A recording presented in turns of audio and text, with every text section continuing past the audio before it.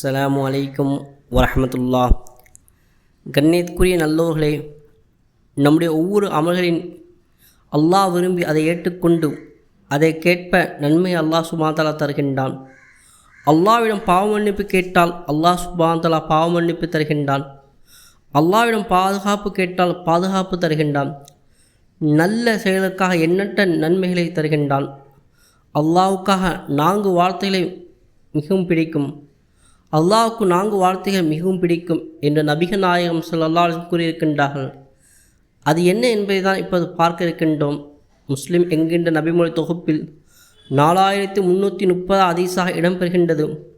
சமூரா பின் சுல்தப் ரலியல்லாஹு அன்ஹு அறிவிக்கின்றார்கள், நபிகள் நாயகம் ஸல்லல்லாஹு அலைஹி வஸல்லம் கூறினார்கள், அல்லாஹ்வுக்கு விருப்பமான சொற்கள் 4 ஆகும்.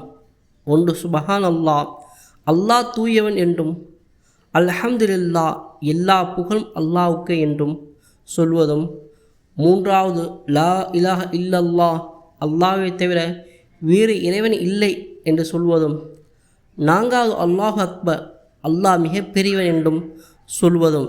இந்த 4 வார்த்தைகள் எதை முதலில் கூறினாலும் குற்றமில்லை என்று நபிகள் நாயகம் ஸல்லல்லாஹு அலைஹி வஸல்லம் கூறினார்கள்.